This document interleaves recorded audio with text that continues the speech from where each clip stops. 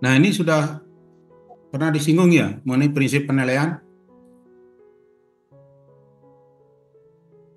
sama Pak Dena Ratnayeng. Belum, Gimana? Prof.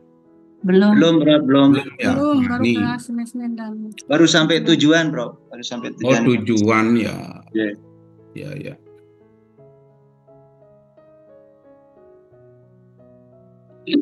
Oh, ini hubungannya sudah, fungsinya kan sudah ya. Ini perbedaan antara penilaian dan evaluasi. Nah, ini prinsip penilaian yang perlu dipahami ya. Nah, ini sebenarnya undang-undangnya sih sekarang, bukan undang-undang, permen ya. Permendikbud itu yang sekarang nomor 53 tahun 2023 ini sudah diperbarui. Kalau ini yang lama, ini yang nomor 3 tahun 2020 itu tentang standar nasional pendidikan tinggi. Kalau yang Permendikbud nomor 53 itu tahun 2023 itu tentang penjaminan mutu di pendidikan tinggi itu. Nah, tetapi isinya hampir sama. Isinya hampir sama, kaitannya terutama dalam penjaminan mutu pembelajarannya itu.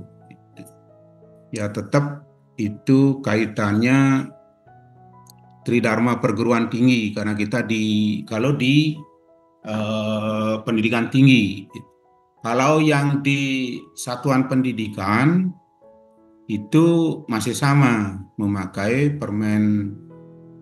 Permendikbud nomor kalau nggak salah 63 ya,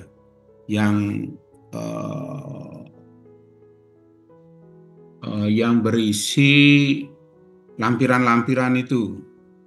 Ada yang standar isi, ada standar penilaian itu di satuan pendidikan. Kalau di pendidikan tinggi itu Permendikbud yang sekarang dipakai nomor 53 tahun 2023 itu. Nah, prinsip penilaian itu yang terpenting ini. Itu yang pertama adalah edukatif. Itu merupakan penilaian yang memotivasi. Kalau edukatif itu memotivasi ya. Itu mahasiswa atau peserta didik agar mampu memperbaiki perencanaan dan cara belajarnya serta meraih capaian pembelajaran lulusan. Intinya di dalam kita melaksanakan penilaian atau evaluasi ataupun assessment, penilaian itu assessment sama dengan assessment itu harus memotivasi peserta didik itu. Jangan sampai nanti misalnya contoh soal yang dirancang itu terlalu mudah misalnya. Nah, itu tidak memotivasi peserta didik gitu. Sehingga ya enggak usah belajar. Nah, begitu juga soalnya terlalu sulit semua misalnya. Nah, makanya ada itu tes tingkat kesukaran soal itu. Sudah itu ada kan daya beda soal kan itu. Nah, itu perlu diterapkan gitu sehingga bagaimana kita menyusun satu instrumen atau alat ukur untuk menilai peserta didik itu supaya prinsipnya itu adalah membelajarkan itu. Edukatif itu kan kaitannya dengan membelajarkan sehingga memotivasi peserta didik itu sehingga setiap ada evaluasi itu peserta didik itu tertantang untuk selalu belajar. Nah, itu sehingga soalnya itu kan dirancang dari yang mungkin agak mudah yang berpedoman pada taksonomi Bloom yang sudah direvisi oleh Anderson dan Cradwell itu yang C1 sampai C6 itu yang sudah direvisi yang memakai kata kerja. Misalnya yang pertama itu kan mengingat, kan itu bukan ingatan. Itu kalau dari taksonomi Bloom yang belum revisi itu adalah kata sifat. Nah, itulah makanya di dalam materi ini disampaikan kedua itu, taksonomi Bloom dan taksonomi yang direvisi itu menurut Anderson dan Great Wall itu. Makanya waktu saya mengikuti pertemuan pertama itu kan ada pertanyaan, apakah yang dipakai kedua-duanya kan gitu. Nah, itu dalam materi itu hanya menampilkan bahwa yang taksonomi belumnya itu seperti ini. Sedangkan taksonomi yang direvisi seperti ini gitu. Nah, nanti yang dipakai ya tetap adalah yang sudah direvisi gitu. Nah, itu ada tingkatan kognitifnya dan ada tingkatan pengetahuannya kan itu. Kalau pengetahuannya kan ada 4, sedangkan kognitifnya ada 6. Nah, tadi saya agak lambat join itu karena memvalidator instrumen tadi. Kebetulan ada mahasiswa yang mengembangkan satu instrumen diagnostik, itu saya sebagai validatornya. Nah, di sana di dalam menyusun instrumen tidak bisa terlepas dengan taksonomi Bloom itu. Taksonomi Bloom. Nah, tadi di beberapa soal itu yang di kisi-kisi saya baca di prediktornya adalah mengevaluasi informasi, ternyata dia rancang soalnya dari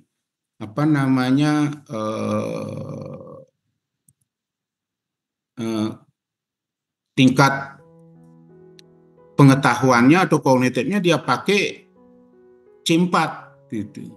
Nah, kalau C4 itu kan menganalisa itu, padahal dia mengevaluasi. Nah, itu seharusnya soalnya ya C5 dia pakai tingkat kognitifnya itu. Nah, itu salah satunya. Nah, sehingga dalam menyusun soal itu kita tidak bisa terlepas dari itu gitu. Nah, sekali lagi prinsip penilaian yang pertama adalah edukatif, itu harus memotivasi peserta didik gitu sehingga peserta didik tertantang. Nah, disinilah dibutuhkan kita itu di dalam menyusun soal atau instrumen itu biar variatif itu, dari tingkatan yang lebih mudah sehingga tingkat pengetahuan atau tingkat kognitif dari soal itu yang akan dicapai ya dituju itu harus mencakup ke 6 itu gitu. Kalau yang lot itu kan C1 sampai C3 itu. Yang hot itu C4 sampai C6 kan itu. Nah, itu harus divariasikan, divariatifkan gitu. Sehingga di kisi-kisi jelas sudah itu gitu. Misalnya soal nomor berapa, dia tingkat kognitifnya nomor berapa gitu. Itu harus jelas itu. Nah, itu prinsip edukatif. Sedangkan yang kedua adalah prinsip objektif. Dalam menyusun soal harus ada prinsip objektivitas, yaitu penilaian didasarkan pada standar yang disepakati antara dosen dan mahasiswa atau guru dan peserta didik, serta bebas dari pengaruh subjektivitas penilaian dan yang dinilai. Misalnya yang dinilai, contoh ada salah satu itu, ya adalah misalnya di perguruan tinggi atau di sekolah itu ada anak yang tidak disukai gitu. Karena apa? Nggak tahu juga gitu. Nah, itu biasanya tidak mau tahu dari hasil yang dicapai gitu. Kalau sudah disukai ya benar atau tidak dikasih nilai rendah gitu. Nah, itu unsur objektivitasnya tidak ada gitu. Nah, untuk bisa tercapai unsur ini itu harus sesuai dengan standar. Standar ini juga disepakati oleh pendidik dan peserta didik gitu. Nah, makanya seorang evaluator atau penilai atau pendidik itu selalu harus membuat rubrik penilaian kan itu. Itu dasarnya rubrik penilaian. Walaupun pilihan ganda itu tetap membuat rubrik gitu. Apalagi sekarang penilaian yang untuk tes diagnostik itu ada alasan jawaban gitu. Ada alasan jawaban gitu. Nah, kenapa pilih jawabannya A gitu misalnya? Itu ada alasannya gitu. Nah sekarang itulah yang dikembangkan. Sudah itu ada prinsip transparan. Itu harus transparan. Itu prosedur dan hasil penilaian dapat diakses oleh semua pemangku kepentingan. Itu.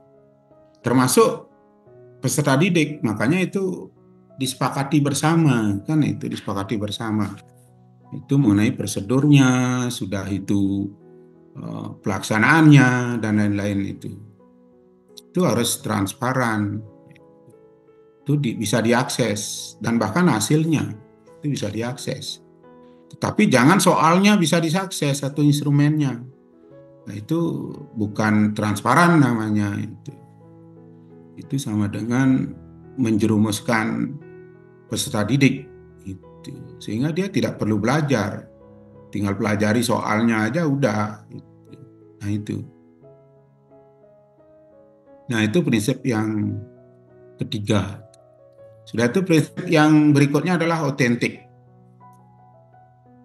Penilaian yang berorientasi pada proses belajar yang berkesinambungan dan hasil belajar yang mencerminkan kemampuan mahasiswa pada saat proses pembelajaran berlangsung. Itu otentik sudah itu. Sehingga ada, nah ini mungkin sudah pernah disinggung oleh Pak Diraknanya itu, tujuan penilaian itu kan ada dua. Mungkin sebentar saya akan singgung juga. Itu formatif dan sumatif kan itu.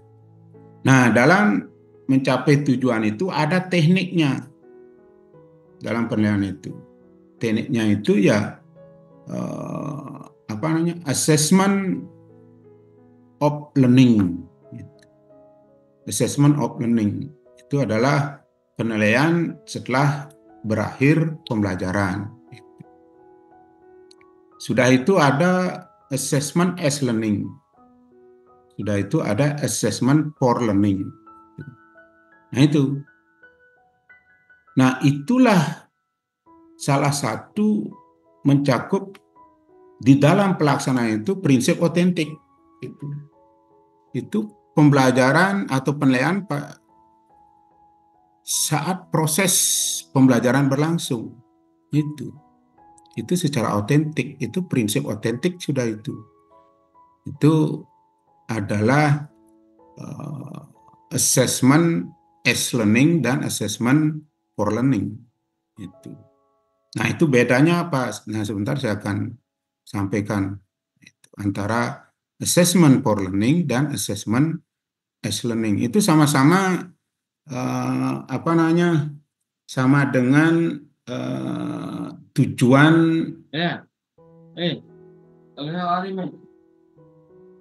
evaluasi formatif. Itu sama dengan evaluasi formatif yang assessment for learning dan assessment as learning itu. Nah itu prinsip yang keempat itu adalah prinsip otentik. Selanjutnya adalah prinsip accountable. Itu penilaian dilaksanakan dengan prosedur dan penilaian yang jelas dan disepakati pada awal kuliah dan dipahami oleh mahasiswa. Makanya di awal perkuliahan kan seperti kita awal perkuliahan itu disampaikan kontraknya. Nah di kontrak itu juga salah satunya kan ada penilaian-penilaian. Nah itu disepakati. Gitu. Kalau kita di Undiksa itu menganut penilaian yang ada 4 model penilaian itu. Ada perilaku dan sikap kan itu. Sudah itu yang kedua adalah tugas, yang ketiga UTS, dan yang keempat adalah UAS. Nah, tetapi ada tapinya ini. Sering itu UAS dan UTS dan UAS itu biasanya dalam proses-proses secara langsung itu bisa digantikan dengan itu. Ya tergantung dosennya nanti. Gitu. Nah, sehingga prinsip akuntabel itu bahwa ini semuanya bisa dipertanggungjawabkan penilaian itu. Nah, ini sudah disepakati karena sudah disepakati baik itu prosedur maupun proses penilaiannya yang jelas itu. Nah, sehingga ini disepakati oleh mahasiswa itu di awal sehingga ada kontrak perkuliahan atau kontrak pembelajaran. Jangan seperti zaman dulu tengah-tengah itu. Saya alami waktu SD, SMP itu. Nggak tahu bagaimana guru mengevaluasi atau mengassessment. Kalau sekarang ya peserta didik harus tahu gitu. Bagaimana prosedurnya gitu. Tidak ujuk-ujuk langsung tanpa informasi langsung mengadakan assessment gitu. Nah, itu. Nah, inilah prinsip-prinsip. Sudah itu ada lagi prinsip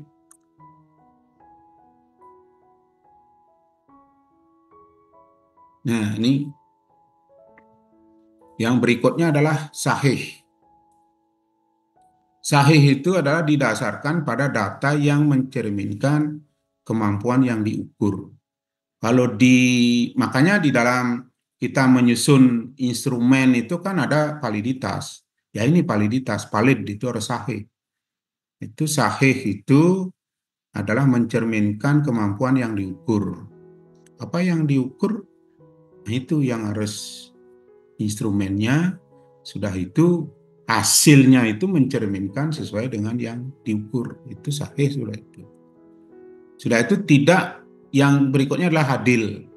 Tidak menguntungkan atau merugikan peserta didik. Karena berkebutuhan khusus misalnya jangan sampai dia rugi.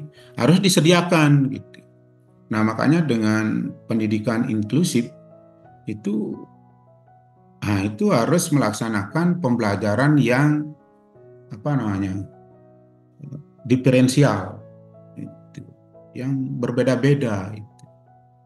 Nah, itu harus begitu juga asesmennya. Gitu. Yang berkebutuhan khusus harus dibuatkan asesmen berkebutuhan khusus. Nah, itu.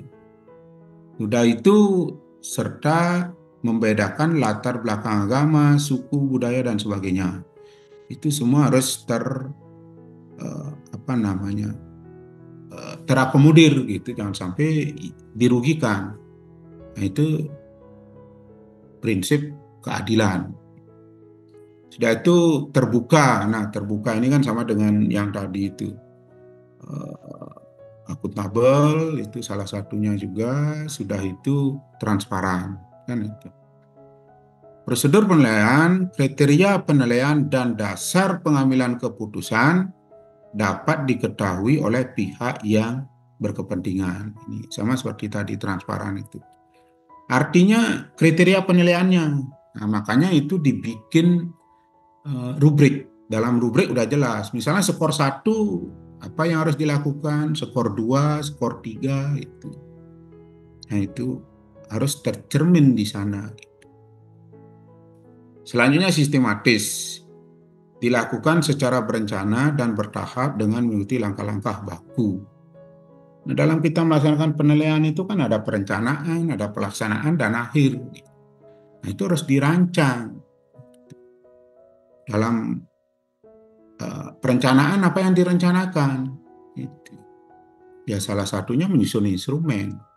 Itu membuat instrumen itu mengacu pada materi yang diberikan. Gitu. Nah, itu sistematis sudah itu. Sudah itu terpadu. Itu prinsip terpadu itu adalah penilaian oleh pendidik itu merupakan salah satu komponen yang tak terpisahkan dari kegiatan pembelajaran.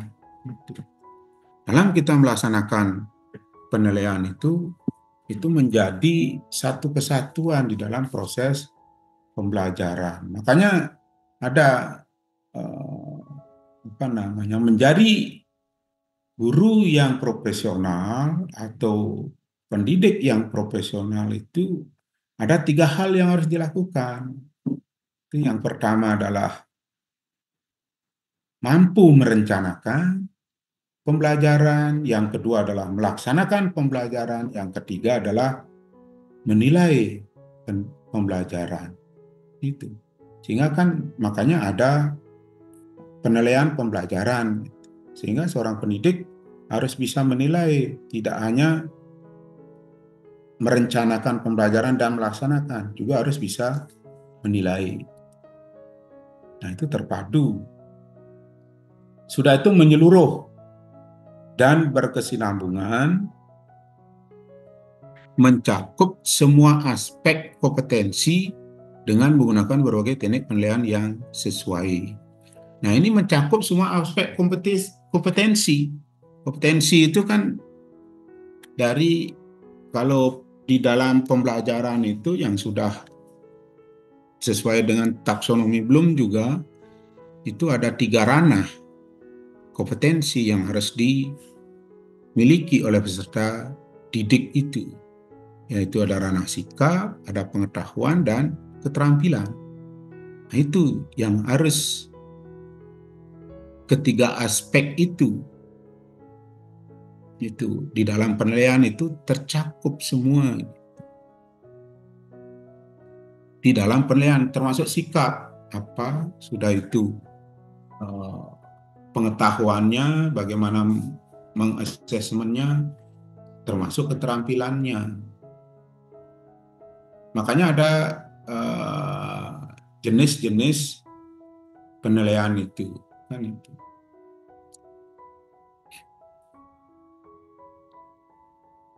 Sudah itu beracuan kriteria.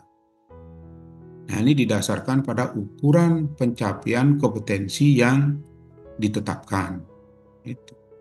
Makanya di sini bikin rubrik gitu. Sudah itu kompetensi apa yang harus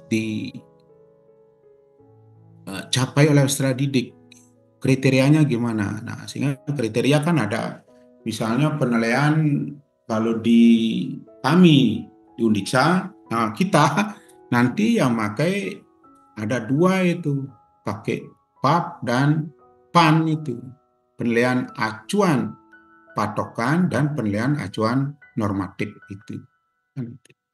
Itu nanti yang diterapkan. Nah, ini mengenai prinsip-prinsip penilaian. Oh, ini tujuan penilaian sudah disampaikan.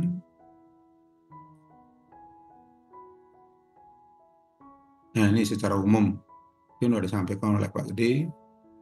Saya tinggal lewati saja. Nah, ini yang perlu juga saya sampaikan. Nah, ini menurut Marheni, ini almarhum beliau. Mungkin ada yang mengenal, ini terutama yang dari Undiksa itu. Nah, beliau memang ahli assessment. Bukunya saya juga pakai beliau, dan beliau adalah dosen saya. Beliau yang mengajari tentang assessment itu. Nah, ini menurut beliau itu almarhum Bu Marheni, itu asesmen dalam pembelajaran memiliki 2 tujuan. Sebenarnya masih banyak tujuan yang lain, termasuk tadi yang saya validasi itu kan diagnostik, untuk mendiagnosis. Itu salah satu tujuan juga, melaksanakan assessment. Nah, ini tujuan dalam pembelajaran itu ya ada 2, sebagai tujuan formatif dan tujuan sumatif. Nah, ini tujuan utama. Kalau formatif itu tujuan utama untuk memantau perkembangan belajar atau kemampuan mahasiswa atau peserta didik, yaitu mulai penilaian di kelas dengan menggunakan berbagai bentuk asesmen seperti lembar observasi, rubrik, maupun tes. ini formatif ini.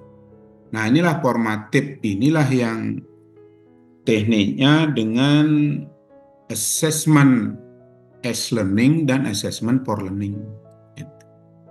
Itu formatif itu.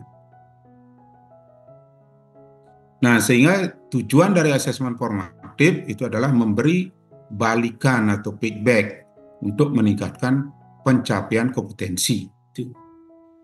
Makanya dalam pembelajaran itu, dalam proses pembelajaran itu, selesai satu pokok bahasan kita langsung melaksanakan kuis misalnya terhadap pencapaian pembelajaran yang sudah dilakukan. Makanya itulah prinsipnya otentik gitu.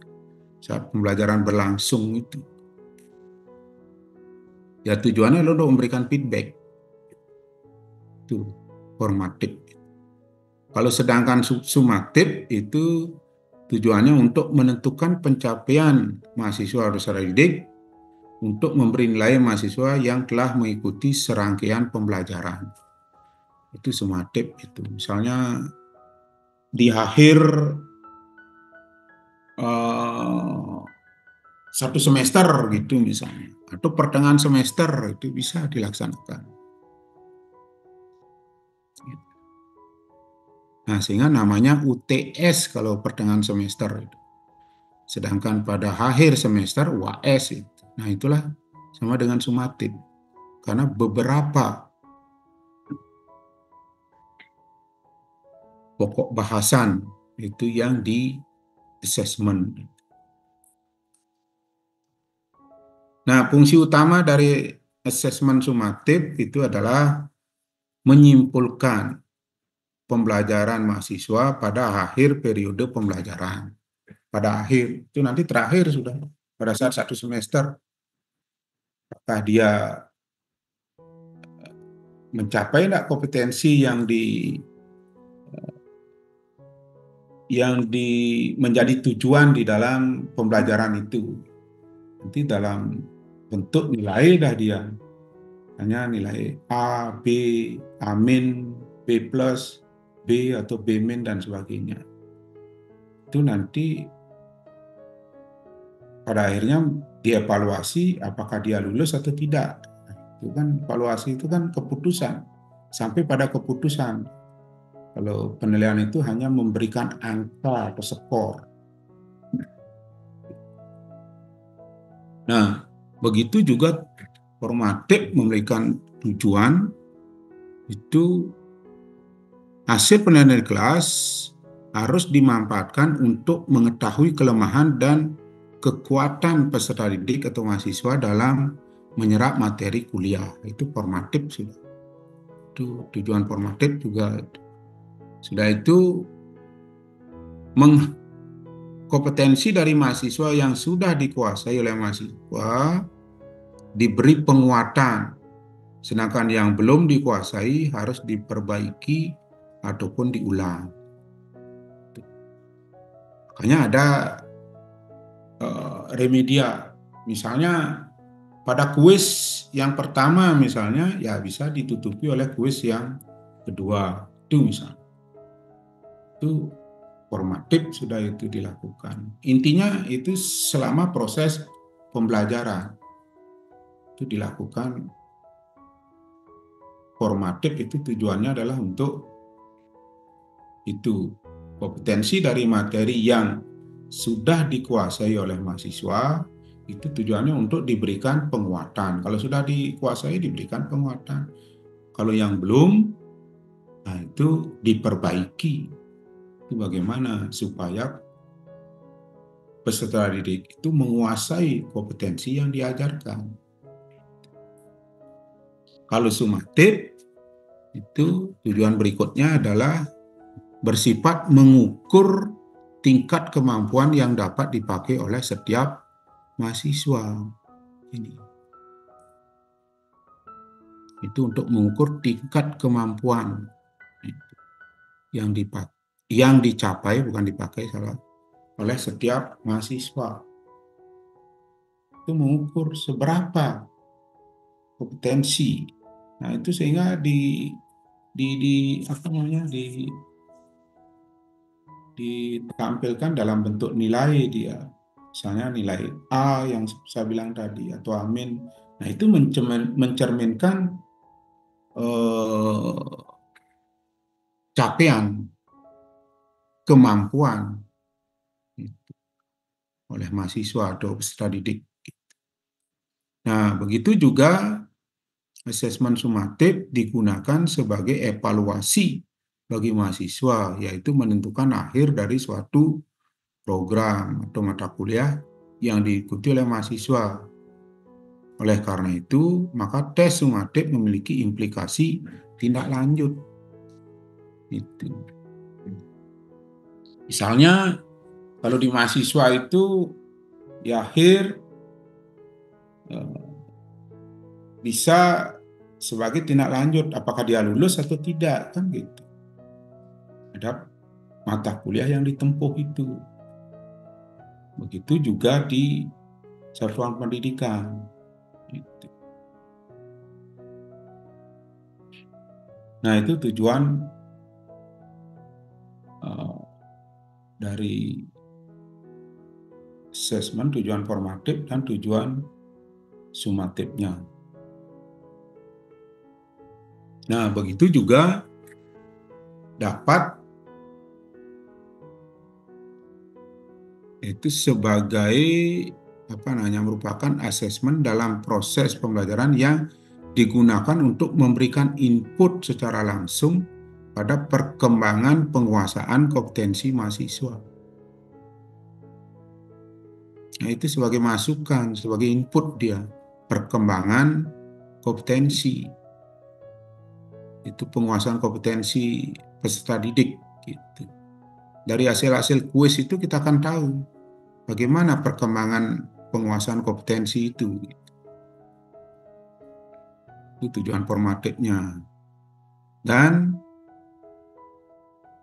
cara dan alat yang digunakan seyogianya mampu mengumpulkan data mahasiswa secara komprehensif. Sehingga bila mana diperlukan suatu perbaikan, maka cara yang digunakan akan sesuai dengan masalah yang akan diatasi. Nah, itu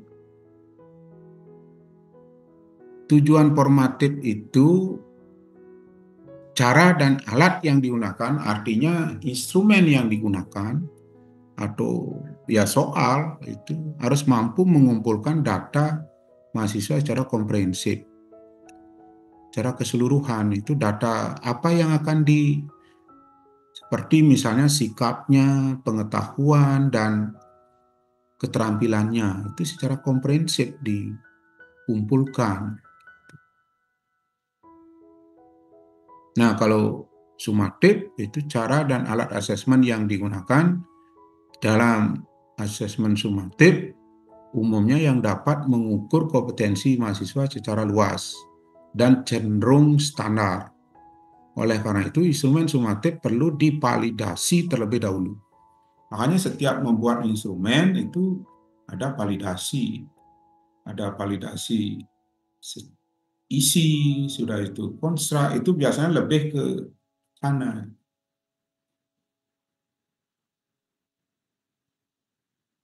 Sudah itu contoh asesmen sumatif, misalnya ujian tengah semester. Nah, itu yang saya bilang tadi.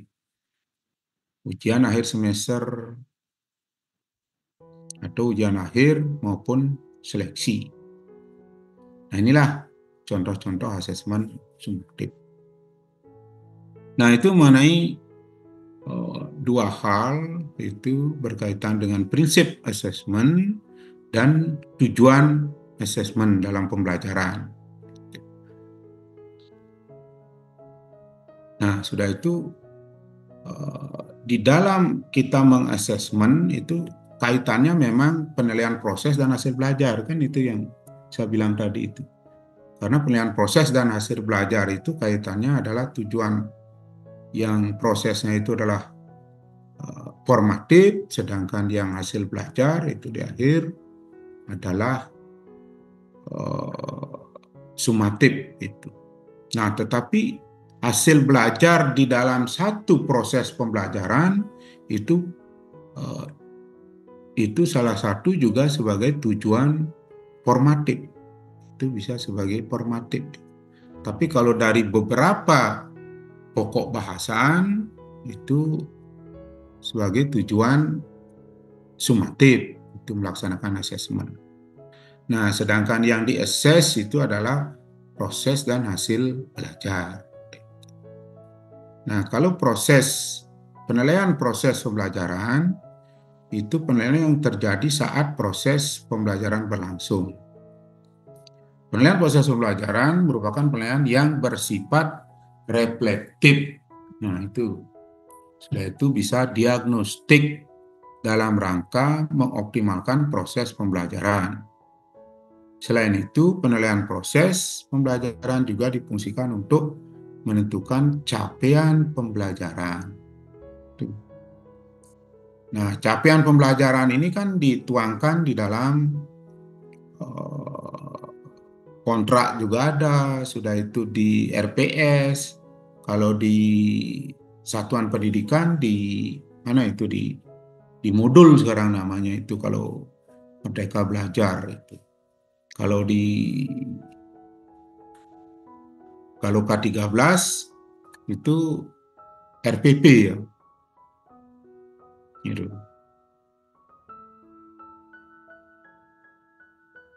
Nah, itu penilaian proses itu untuk mencapai capaian pembelajaran itu, yang sudah dituangkan di dalam rencana pembelajaran. Ya, entah di modul, entah di RPP, atau di perguruan tinggi di RPS. Sedangkan penilaian hasil belajar adalah penilaian yang dilakukan setelah proses pembelajaran berlangsung. Penilaian hasil belajar mencerminkan pemenuhan capaian pembelajaran oleh mahasiswa setelah proses pembelajaran dilalui. Itu setelah proses dilalui. Nah, itu penilaian proses dan hasil belajar. Nah, ini yang saya sebutkan tadi, itu tekniknya. Teknik untuk tujuan sumatif dan tujuan formatif dan sumatif itu ada tekniknya. Itu ini penilaiannya, itu assessment of learning, itu penilaian akhir pembelajaran. Sudah itu assessment as learning. Itu penilaian sebagai pembelajaran yang melibatkan peserta didik dalam penilaian. Nah, ini yang melibatkan peserta didik itu bisa peserta didik itu melakukan self-assessment, penilaian diri sendiri, dan peer assessment, penilaian teman sejawat. Inilah yang dipakai. Sudah itu kalau assessment for learning itu penilaian untuk pembelajaran. Itu yang saya bilang tadi, dengan kuis misalnya, sudah itu dengan angket dan lain-lain. Gitu. Udah itu dengan lembar observasi. Gitu. Itu assessment for learning sudah itu. Nah, ini di pembelajaran ini yang harus dilakukan itu oleh pendidik itu di dalam mengassessment proses pembelajaran. Dalam mengassessment proses pembelajaran. Kalau assessment of learning itu sama dengan sumatif. Kalau assessment as learning dan assessment for learning itu sama dengan formatif. Cuma bedanya kalau assessment as learning itu melibatkan peserta didik itu ya dengan self assessment dan peer assessment. Bisa dilakukan oleh dirinya sendiri mengassessment atau menilai, atau oleh teman sejawatnya. Pembelajaran itu lebih mengutamakan ini, dua ini, assessment as learning dan assessment for learning, dibandingkan assessment of learning. Itu sebagai yang ditunjukkan dalam gambar ini. sehingga lebih besar ini. Kalau sudah proses berjalan dengan baik gitu, itu akan menghasilkan akhir yang baik juga kan gitu biasanya. Makanya di sini kalau dilihat dari piramida itu kan S-learning yang lebih tinggi, itu yang melibatkan peserta didik gitu. Dan itu baru core learning-nya, yang terakhir baru out learning gitu. Tetapi ketiga-tiganya dilakukan, tapi porsinya ini yang lebih tinggi gitu. Assessment as learning itu dan assessment for learning. Ini adalah penilaian proses pembelajaran. Nah, ini yang saya bilang tadi. Penilaian diri atau self-assessment dan penilaian antar teman, peer assessment, merupakan contoh assessment as learning.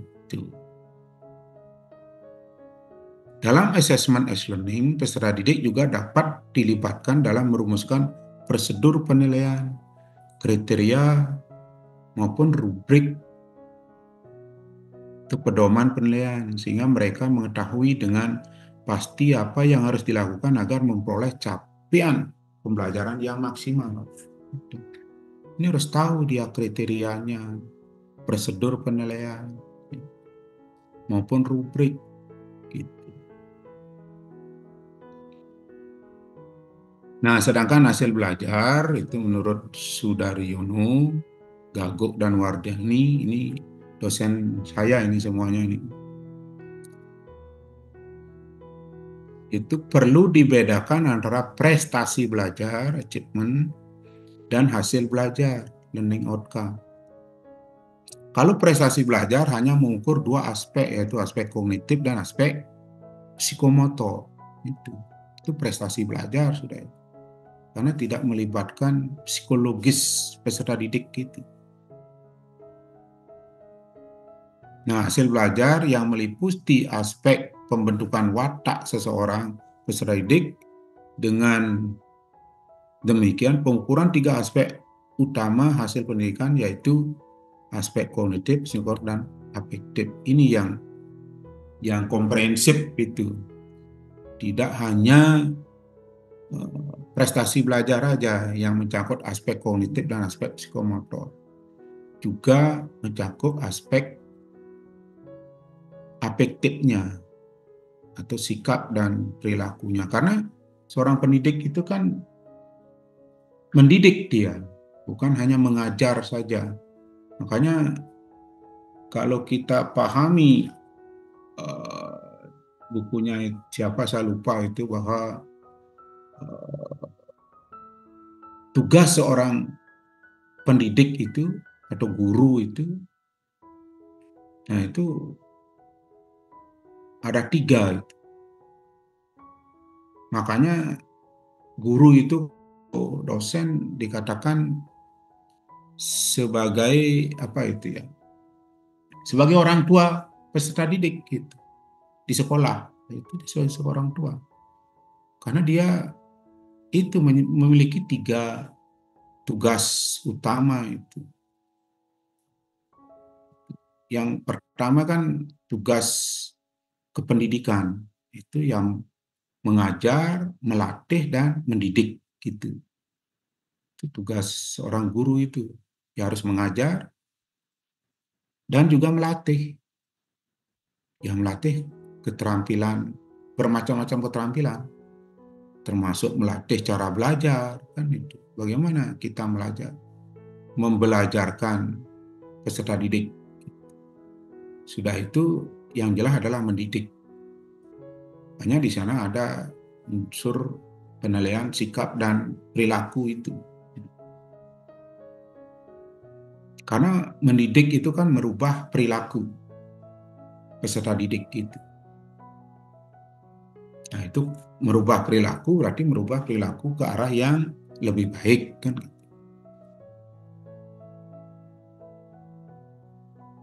Nah, sehingga hasil belajar itu dicerminkan ini learning outcome itu.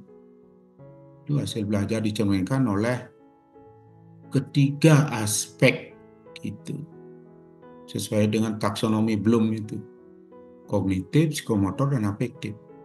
Ini 3 aspek ini. Itu dicerminkan. Nah, itu yang saya sampaikan berkaitan dengan hasil belajar, itu penilaian proses dan hasil belajar, dan prinsip penilaian dan tujuan penilaian itu.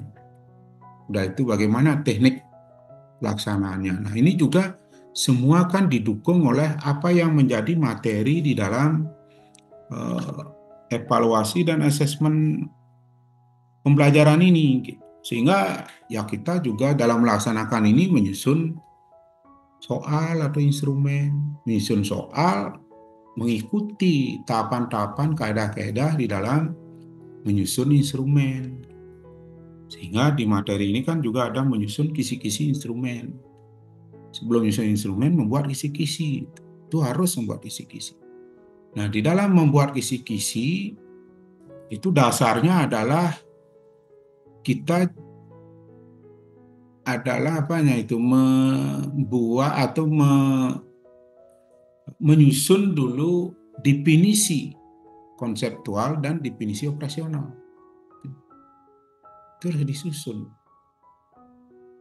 didefinisikan dulu, sehingga kita tahu kedalaman materi, sehingga nanti supaya sesuai dengan materi yang akan dinilai di assessment. Sehingga secara konsep gimana sih materi ini, sudah itu secara operasional, itu baru bisa nyusun kisi-kisi. Juga di dalam melaksanakan itu tidak bisa terlepas, melaksanakan evaluasi dan asesmen tidak bisa terlepas dari taksonomi dalam pembelajaran, itu yang saya bilang tadi itu.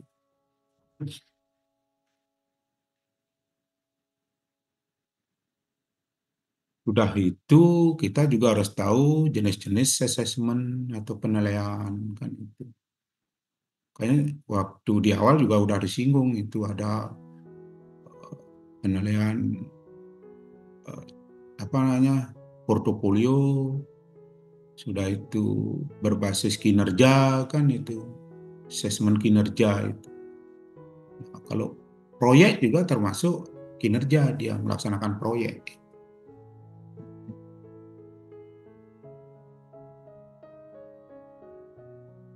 Nah, ini nanti aja lah, cukup dah dulu sampai segitu sebagai pematik aja gitu.